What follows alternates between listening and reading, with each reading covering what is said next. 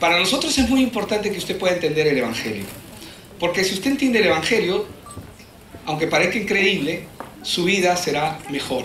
Su vida va a ser totalmente diferente. Todos tenemos que aprender perfectamente cómo es que Dios le ha dado la solución a la vida del hombre desde el principio hasta el final. Desde Génesis a Apocalipsis, libros que están en la Biblia. La Biblia empieza con el primer libro de la Biblia se llama Génesis y el último libro de la Biblia se llama Apocalipsis, son 66 libros. Desde Génesis a Apocalipsis, Dios le ha dado la solución a la vida del hombre y cada uno de estos libros nos hablan de Cristo. Cristo está en cada libro de la palabra de Dios.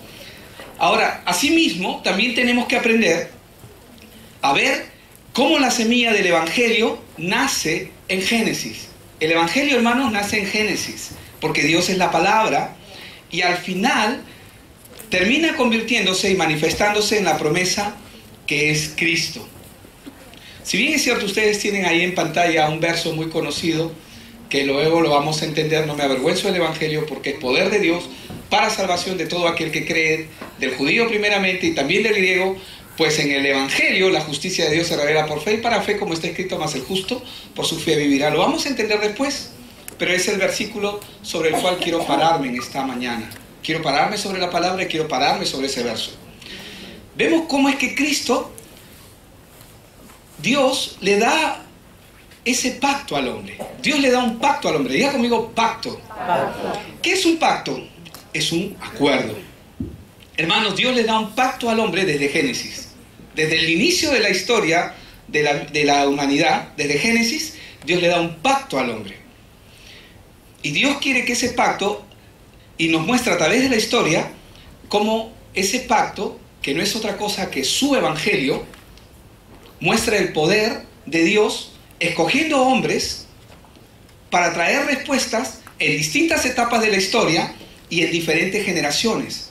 Dios ha traído y trae respuestas en diferentes tiempos, en diferentes generaciones, con diferentes hombres. Estos hombres de Dios creyeron en el pacto. ¿Y quiere que le diga algo? Entendieron el pacto. Entendieron el Evangelio. Algunos dirán: pero pastor, ¿pero acaso los evangelios no son Mateo, Marcos, Lucas y Juan? Sí, ese es el desarrollo cuando el Verbo se hizo carne, el Evangelio de Cristo, cuando Dios se hizo hombre. Pero el Evangelio está revelado desde Génesis. Y lo vamos a ver. Cada uno de estos hombres de Dios creyeron en el pacto que Dios había puesto en ellos y trajeron la respuesta de Dios a sus generaciones. Cuando una persona tiene la capacidad y el poder de ver el pacto que Dios hace con ellos, no solamente Dios soluciona el problema de esa persona, no solamente Dios soluciona el problema de su entorno, sino que Dios comienza a traer respuesta a una generación que probablemente no conoce a Dios y que necesita de Dios. Diga conmigo: que necesita de Dios. En Génesis 17:7, la Biblia nos dice que estableceré un pacto contigo, dice el Señor, y con tu descendencia después de ti. Le está hablando Dios aquí a Abraham, y Dios mismo le está diciendo: voy a establecer un pacto contigo y con tu descendencia después de ti.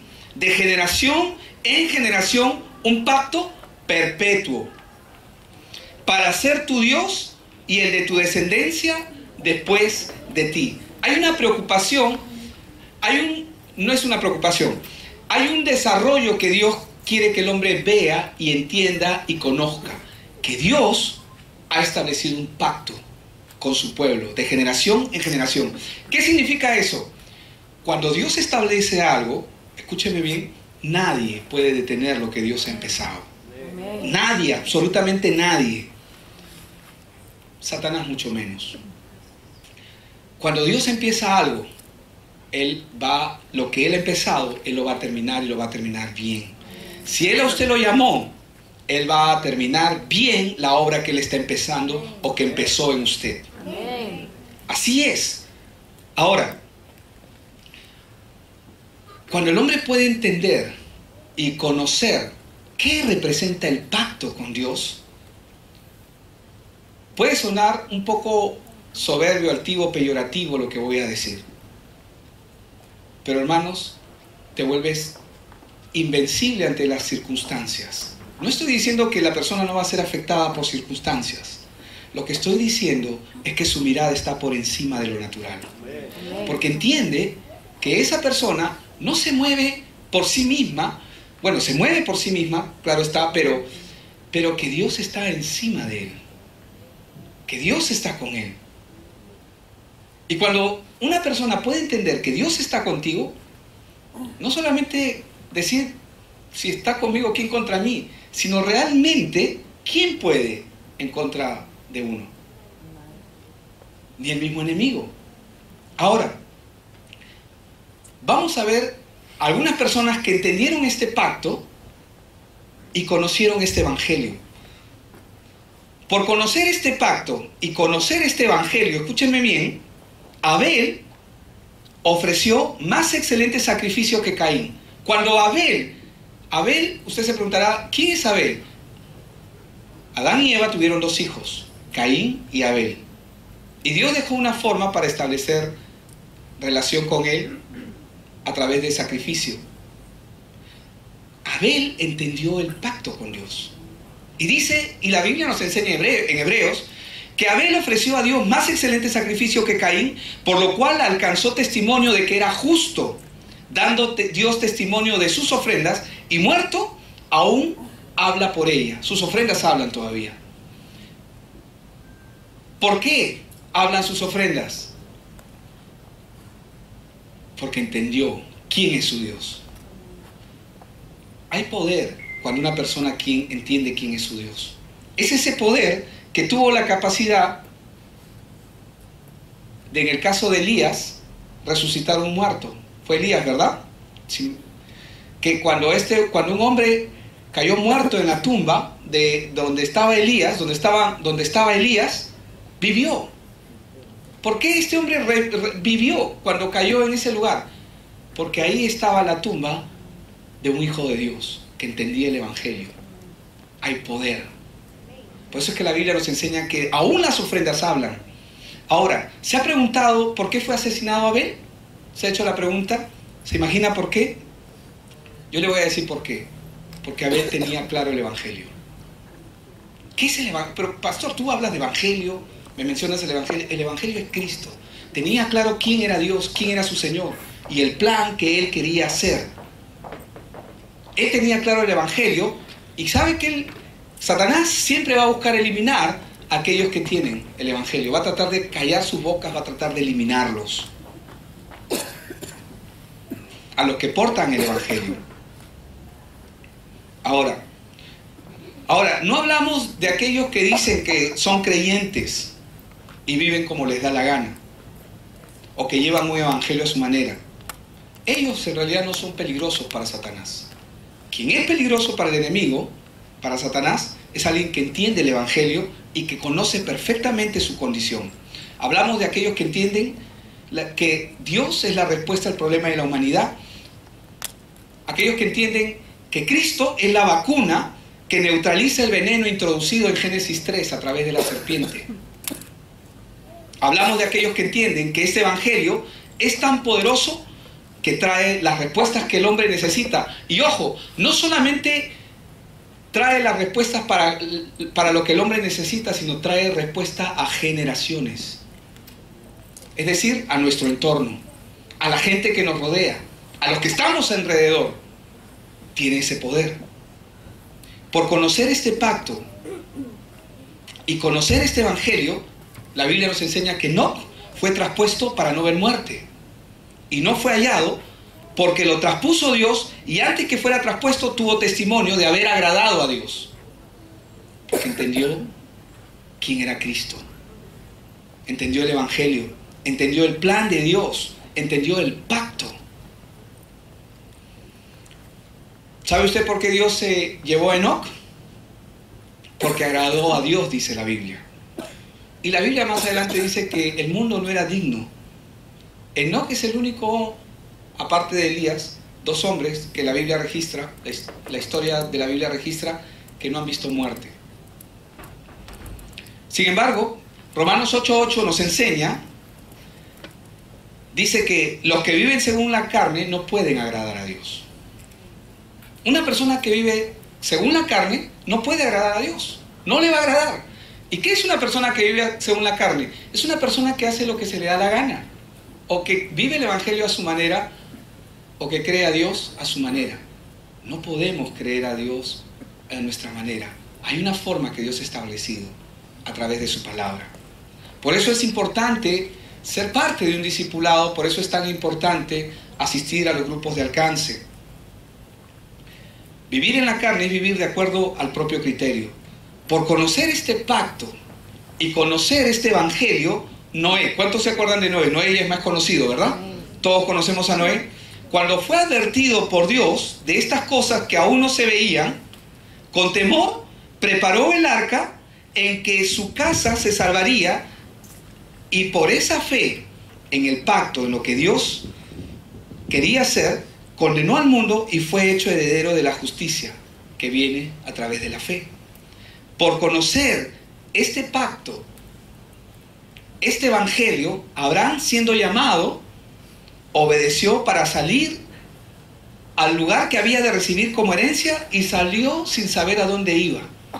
Abraham salió sin saber a dónde iba. Dios le dijo: sal de tu casa, de tu tierra y de tu parentela. Suena locura eso, ¿verdad? Que salgas sin ningún rumbo. Pero él sí tenía rumbo. Para los ojos del hombre no tenía rumbo, pero para los ojos de Dios tenía rumbo. Dios tenía un plan y tenía un destino para él. Por conocer este pacto y conocer este evangelio, Isaac y Jacob fueron coherederos de la misma promesa que su padre Abraham. Y por conocer este pacto y conocer este evangelio, Sara, siendo estéril, recibió fuerza para concebir y dio a luz aún fuera del tiempo de edad. ¿Cuántos saben que Sara, la Biblia registra que ella fue madre cuando ya era mayor? Estamos hablando de una persona mayor, probablemente de 70, 80 años, por ahí. ¿Por qué? Porque creyó que era fiel quien lo había prometido. Por conocer este pacto y conocer este evangelio, muchos hombres y mujeres murieron sin haber recibido lo prometido. Lo miraron de lejos.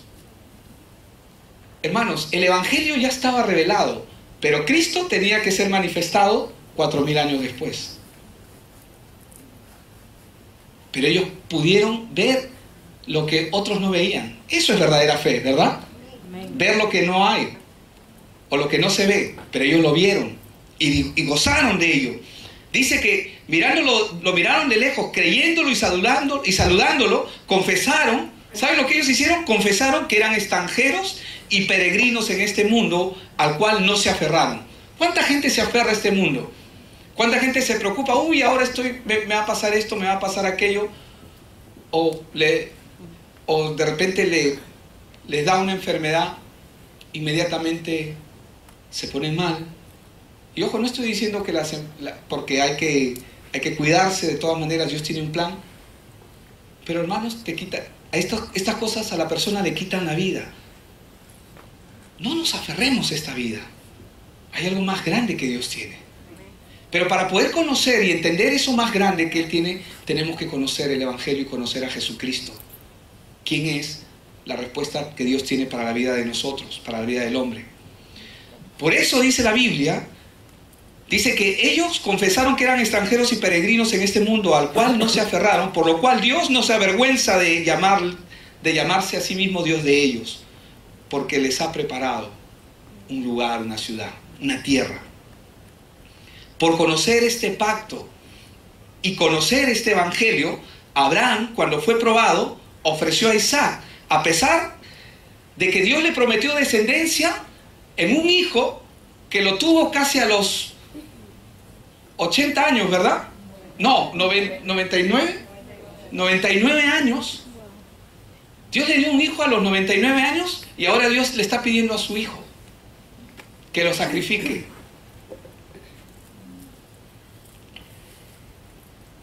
Cuando fue probado el corazón de Isaac, a pesar de que Dios le prometió descendencia en su único hijo, Dios conocía, él podía estar seguro de quién era su Dios.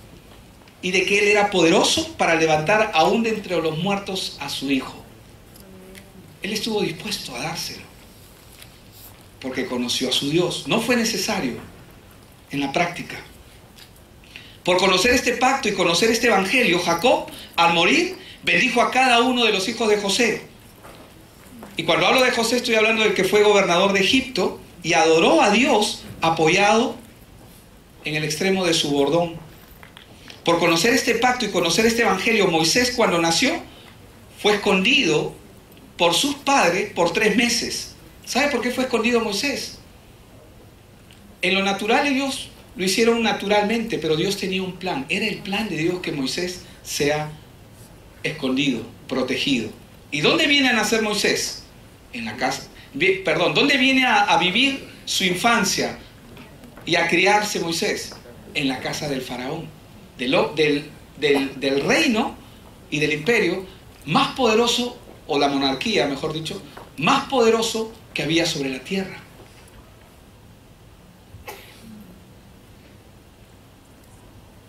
Por conocer este pacto y conocer este evangelio, Moisés, hecho ya grande, rechazó, en otras palabras, llamarse hijo o de la hija del faraón, escogiendo antes ser maltratado con el pueblo de Dios que gozar de los deleites temporales del pecado, teniendo por mayores las riquezas, y así lo dice la palabra, del vituperio de Cristo. Pero en esa época Cristo no estaba físicamente, pero su evangelio ya estaba. ¿Qué es el evangelio? El evangelio son las buenas noticias que Dios tiene para la vida del hombre. Que tu vida, si es cuadritos, que no la soportas, tiene solución en Él. El evangelio se dio desde Génesis. La manifestación de Cristo se da más adelante, como Dios. Dice, teniendo por mayores riquezas el vituperio de Cristo que los tesoros de los egipcios. Hermanos, Él nació en cuna de oro. ¿Quién dejaría pues un Rolls Royce, un BMW, qué sé yo, un Lamborghini, un Ferrari en tu casa, tu comodidad, toda tu vida asegurada de por vida? Era hijo del hombre más poderoso, de la hija del faraón, que era el hombre más poderoso de la época. Y lo dejó todo. Diga conmigo, todo. Todo. Lo dejó todo. ¿Por qué? Por seguir a Cristo. Tuvo por mayores riquezas el vituperio de Cristo que los tesoros de los egipcios, porque tenía puesta la mirada en Él, es decir, en Cristo. Es extraordinario, es poderoso. Por conocer este pacto y conocer este evangelio, Moisés, junto con el pueblo de Dios, dejó a Egipto, no teniendo temor de la ira del faraón, porque se sostuvo, dice la palabra, como mirando a lo invisible. O sea, ¿qué lo tenía con vida? Que él sabía en quién estaba confiando.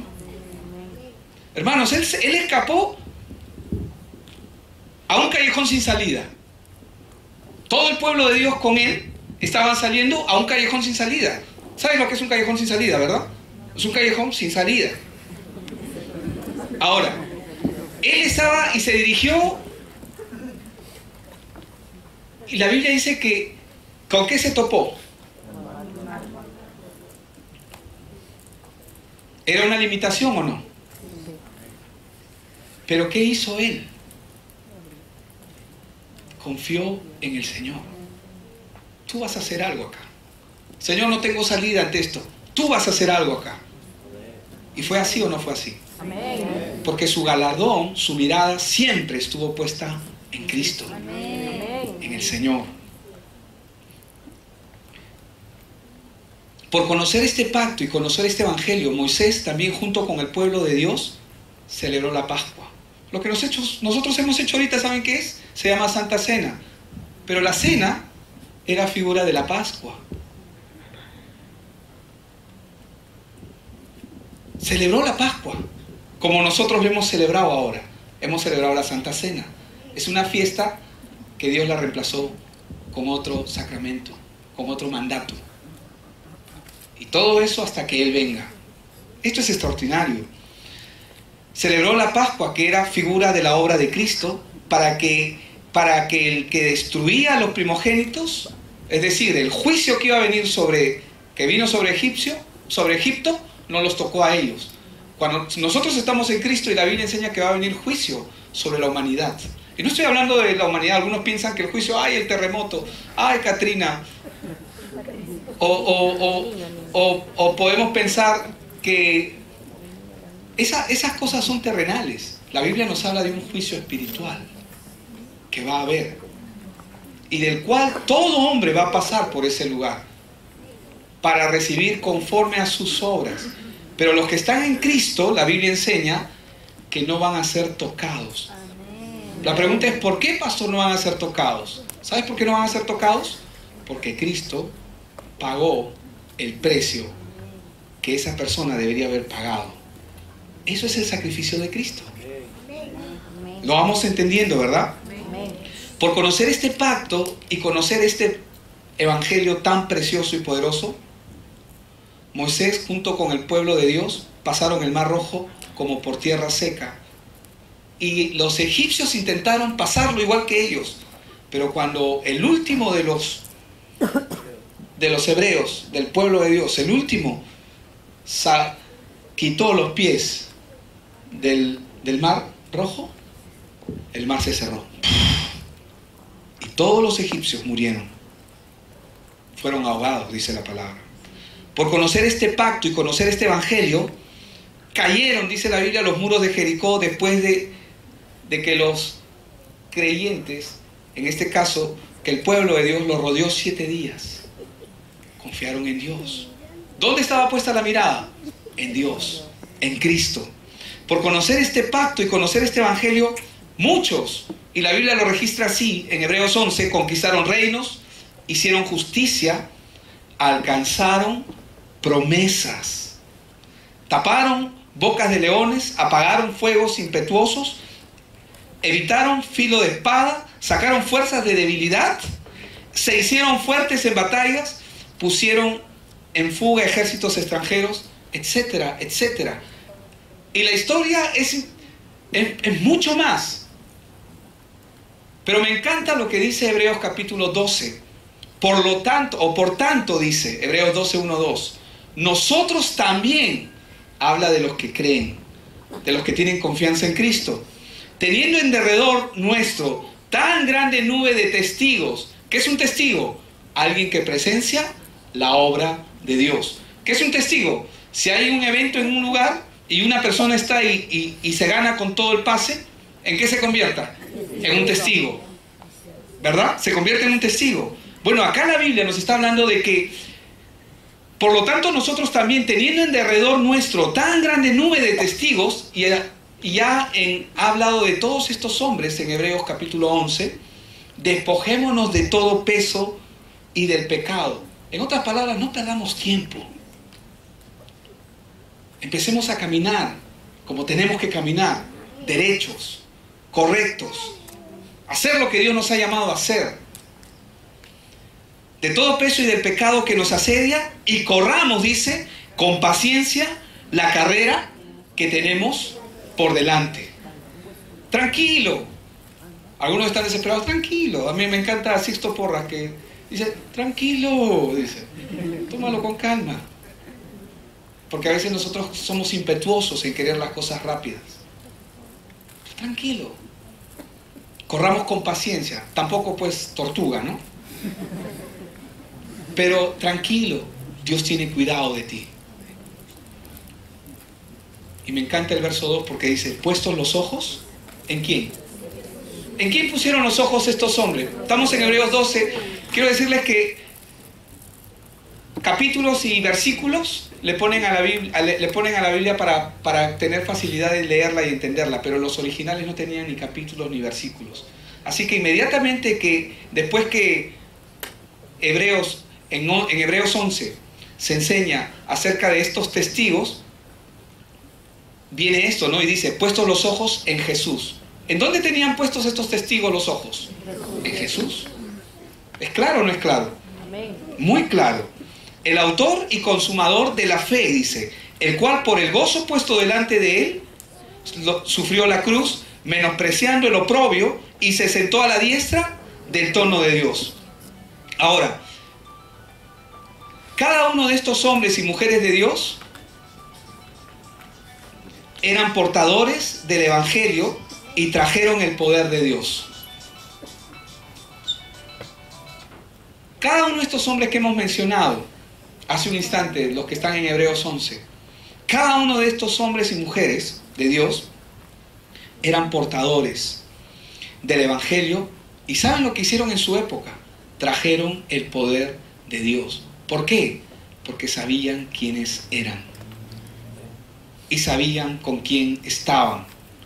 Y sabían en quién tenían puesta la mirada.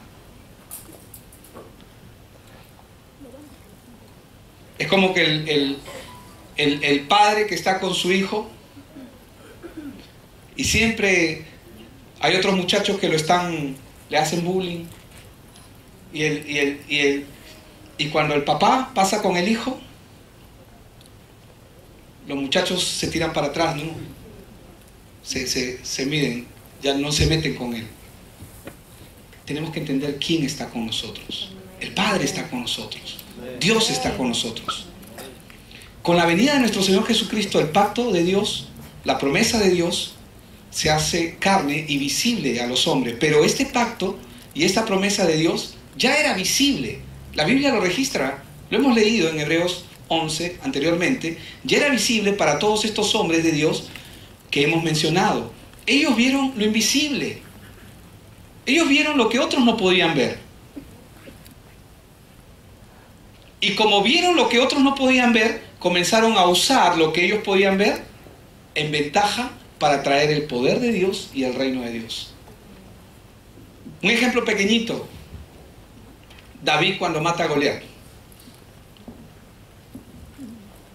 ¡Pum! Le mete un hondazo, ¿verdad? ¡Pum! El gigante cae. Medía como 3 metros. Él le dijo, no, hoy Dios te entregará en mi mano. Él tenía una confianza puesta en Dios. Sabía quién era Dios. Pero ¿saben por qué él sabía que no podía perder? Porque sabía quién era Dios. Y sabía que Dios estaba con él. ¿Saben por qué él no podía perder esa batalla? Porque tenía tanta seguridad en su corazón, en su mente y en su alma.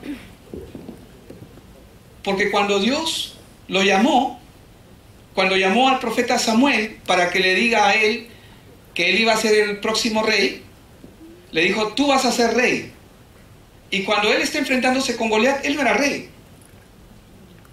Pero tenía tanta la confianza en Dios que él sabía que eso tenía que ocurrir sí o sí. Así que cuando Goliat comienza a desafiar a los ejércitos del pueblo de Israel, él se levanta y dice, ¿qué tiene este filisteo incircunciso?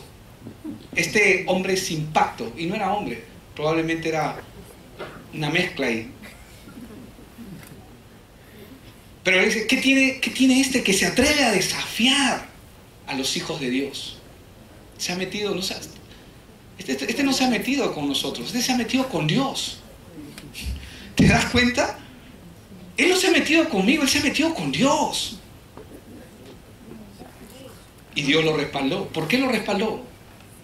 Porque mi hijo sabe con quién está. Él dice, mi hijo sabe. Mi hijo sabe, pues. Es poderoso, ¿sí o no? Amén. Tenemos que aprender, hermanos. Tenemos que aprender a conocer quién es nuestro Dios. Amén. Amén.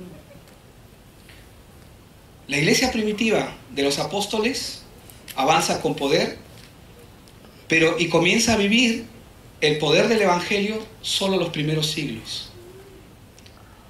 Pero ¿qué fue lo que ha ocurrido con la iglesia después?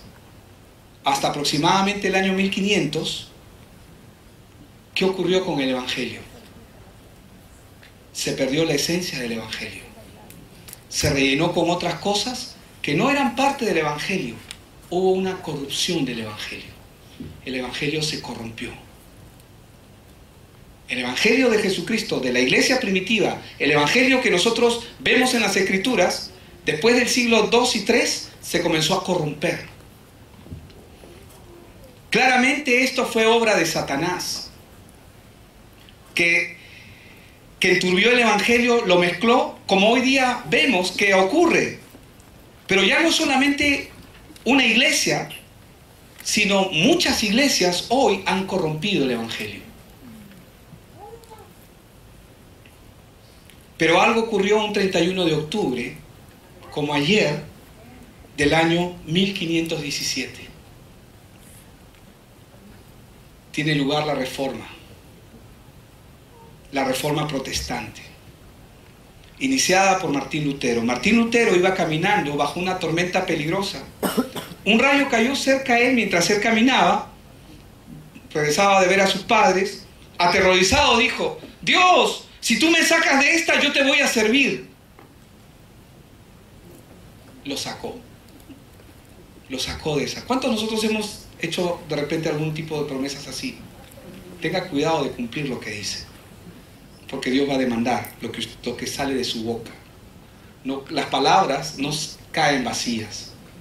Al final salió ileso de la tormenta y cumplió su promesa, pues fue ordenado sacerdote y en el año 1508 comenzó a enseñar teología en la Universidad de Wittenberg. Pasaron muchos años y un verano, cuando él tenía que preparar la clase de discipulado, la clase que él tenía que preparar, y estaba en el libro de los Salmos, llegó al Salmo 31 y vio algo que a él le desconcertó un poco. Vamos a ver qué es lo que él vio en el Salmo 31, verso 1. En ti, Jehová, dice, he confiado. No sea yo confundido jamás. Líbrame en tu justicia. Esto fue lo que leyó Martín Lutero. Y él comenzó a meditar en esto. Comenzó a meditar, comenzó a pensar acerca de esto. ¿Qué significa la palabra justicia? Comenzó a hacerse preguntas a Dios.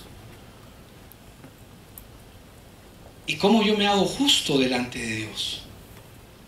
Comenzaron a haber inquietudes. Qué poderoso es el evangelio. Hemos visto cómo se manifiesta en la historia de la humanidad. Pero hermanos, la Biblia aún no ha concluido. La Biblia nos enseña en Hechos de los Apóstoles, es el único libro que no está cerrado, que permanece abierto. Y la historia de la iglesia, la historia de la reforma, es parte de lo que Dios está haciendo en este tiempo y de lo que hizo en su momento. Porque el evangelio estaba oscuro, el evangelio estaba enturbiado, el evangelio estaba mezclado con muchas cosas.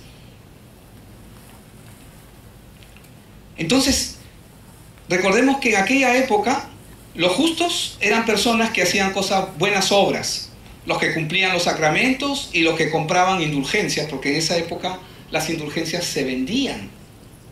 Es entonces por esta búsqueda en la palabra justicia que él empieza a leer la Biblia de una manera más profunda.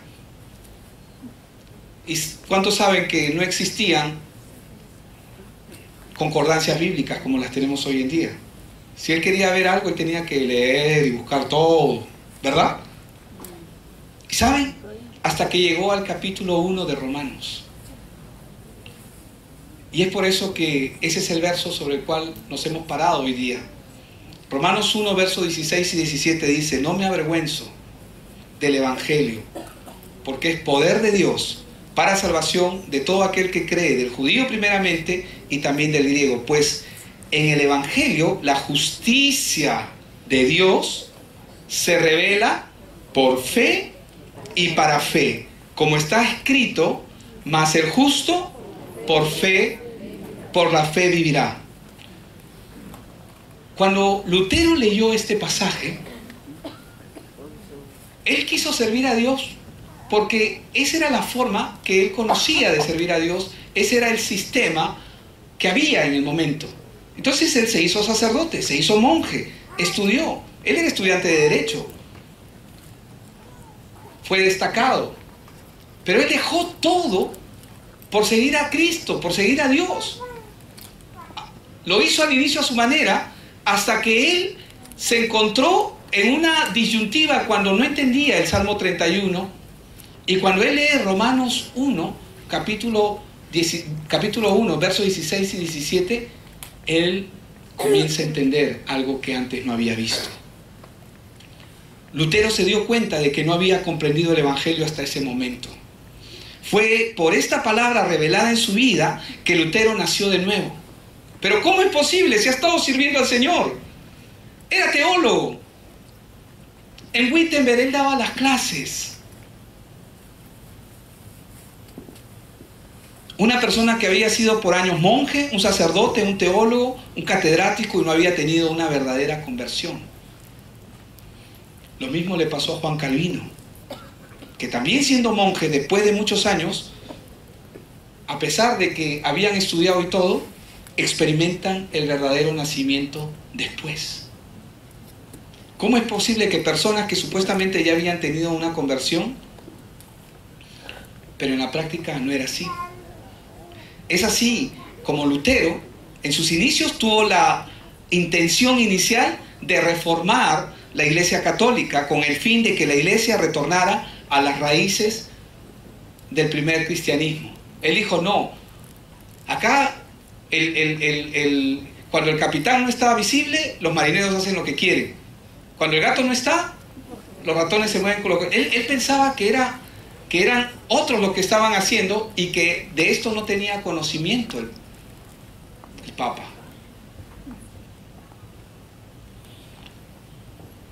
Él luchó. Para Lutero el Evangelio debía de ser puro y debía predicarse libremente y no ser objeto de comercialización. Se vendían indulgencias. Esto hizo que Lutero rechazase el sistema de sacramentos de la Iglesia Católica de la época, que incluía la venta de indulgencias. Lucharon en vano por la restauración de la Iglesia Católica, la cual declaró a Lutero hereje y lo excomulgó, desvinculándolo completamente de la Iglesia. Los países que se unieron a la revolución y rechazaron el papado comenzaron a llamarse desde entonces protestantes. Esa es la causa por la cual se nos llama protestantes a nosotros. ¿Por qué somos protestantes? Hay 5 pilares en la Reforma. En latín son las 5 solas. La palabra sola en latín significa solo o solamente. Y voy a ir con ellas rápidamente. Todas y cada una de las solas rechazaban o se oponían explícitamente a prácticas y doctrinas extendidas a comienzos del siglo XVI en la cristiandad latina y que los reformadores criticaban, atribuyéndolas a la usurpación de competencias. La primera sola escritura, es decir, solo por medio de la escritura, es decir, solo la Biblia. Esa fue el primer pilar, la primera reforma que él estableció. Solo por la Biblia. La doctrina de que la Biblia es por sí sola la autoridad suprema es el principio fundamental de la Reforma. Martín Lutero declaró que su conciencia estaba cautiva a la palabra de Dios diciendo, y él dijo esto, al menos que se me convenza mediante testimonios de la Escritura y claros argumentos de la razón, porque no le creo ni al Papa ni a los concilios, ya que está demostrado que a menudo han errado y se contradicen entre ellos. Y estoy convencido por los textos de la Sagrada Escritura que he citado y mi conciencia está ligada a la palabra de Dios. De ahí comienzan a surgir las confesiones. Una de las primeras, la confesión de Bélgica, que dice, creemos que esta Santa Escritura, por la Biblia, contiene de un modo completo la voluntad de Dios y que todo lo que el hombre está obligado a creer para ser salvo se enseña suficientemente en ella. Tampoco está permitido igualar los escritos de ningún hombre, a pesar de los santos que hayan sido, con las divinas escrituras, ni la costumbre con la verdad de Dios, pues la verdad está sobre todas las cosas, ni el gran número, antigüedad y sucesión de edades o de personas, ni los concilios, decretos o resoluciones, porque todos los hombres son de suyo mentirosos y más vanos que la misma vanidad. Por tanto, rechazamos de todo corazón todo lo que no concuerde con la palabra de Dios, la cual es infalible. El primer enunciado, el primer eslabón de la reforma. Solo la palabra. El segundo eslabón es solo por medio de la fe Dios salva. Y esto fue lo que él entendió en Romanos 1. El principio material de la reforma fue la justificación solamente por la fe. La confesión de fe de Westminster establece que la fe así recibida y reposada en Cristo y en su justicia es el único instrumento de justificación, aunque ésta no actúa sola en la persona justificada, sino que está siempre acompañada de todas las demás gracias que el Señor puede dar, no siendo una fe muerta, sino más bien una fe que obra por el amor, como lo hemos hecho acá, cuando nos hemos levantado a adorar al Señor. Nuestra fe es una respuesta al amor de Dios. Gálatas 3, del 6 al 11 dice: así Abraham creyó a Dios y le fue contado por justicia. Sabed por tanto que los que tienen fe, estos son hijos de Abraham. Y la Escritura, previendo que Dios había de justificar por la fe a los gentiles, dio de antemano la buena nueva a Abraham diciendo: en ti serán benditas todas las naciones, de modo que los que tienen fe son bendecidos con el creyente Abraham. Todos los que dependen de las obras de la ley están bajo maldición, pues escrito está: maldito sea el que no permanezca en todas las cosas escritas en el libro de la ley para cumplirlas. Y que por la ley nadie se justifica ante Dios. Es evidente, porque el justo por la fe vivirá. Entonces, solo la palabra, solo la fe en el Hijo de Dios, la fe en Jesucristo puede salvar al hombre. Y solo por gracia es el tercer eslabón, o la tercera columna. Solo por gracia. Un clamor central de la reforma es que la salvación es gratuita. Los reformadores regresaron a la doctrina bíblica de la salvación de la gracia mediante la fe en Jesucristo. Lo que ellos hicieron fue retornar a lo que los Hechos de los Apóstoles nos cuentan, nos muestran. Nuestra postura justificada ante Dios es imputada por la gracia a causa de la obra de nuestro Señor Jesucristo. En contraste con las doctrinas del mérito personal o a través de la compra de indulgencias, Lutero se dio cuenta que esto era una depravación total. Hay mucha gente que manipula con la fe. Hermanos, el problema no es una iglesia hoy día. El problema es que el evangelio se ha enturbiado en muchas iglesias. En la iglesia católica, hoy en la iglesia cristiana también está enturbiado el evangelio. Y tenemos que volver a los pilares. Por eso es tan importante el día de ayer, porque realmente celebramos la reforma. Pero tenemos que entender qué es la reforma, porque la reforma protestante es parte de nuestra historia. Amén. Es nuestra historia. El cuarto pilar, que es el que a mí me encanta, y yo sé que de repente a usted también, solo Cristo. Ese es el cuarto pilar. Solo Cristo. Solo Cristo. La reforma hizo un llamado a la iglesia a regresar a la fe solo en Cristo, como único mediador entre Dios y el hombre. Sin embargo, en ese tiempo la iglesia mantuvo que hay un purgatorio y las almas que son detenidas allí, que son ayudadas por las oraciones intercesoras. Lo que ellos decían es que yo puedo orar por las personas que han muerto, y la Biblia enseña que nadie puede orar por una persona que ya murió. La persona que murió ya murió, y si no tuvo, no creo que no haya tenido oportunidad de salvación. Pero mientras tenía vida, ¿verdad? Mientras tenía vida, siempre había disposición para que esa alma sea salva. Pero la iglesia enseñaba que las almas pecadoras podían ir al purgatorio y que tú podías orar, o si no, dame a mí un sencillito y yo te ayudo a orar por esa almita y te voy a ayudar. Por favor, no lo tomen a mal. Con todo el respeto lo digo. Pero realmente se cometían excesos. Y también se enseñaba que los santos deben de ser invocados y venerados, no adorados, y que sus reliquias deberían de ser veneradas. Los reformadores enseñaron que la salvación es solamente a través de la fe en Cristo. Y sabe, lo único que usted tiene que hacer es leer la Biblia para darse cuenta que esto es verdad. Lo único que tiene que hacer es leer la Biblia para ver usted que lo que Lutero descubrió era verdad.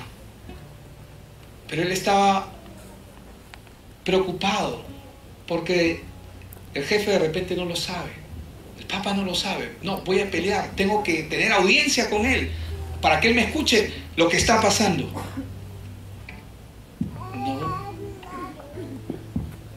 No lo escucharon. Lo escucharon, pero lo excomulgaron.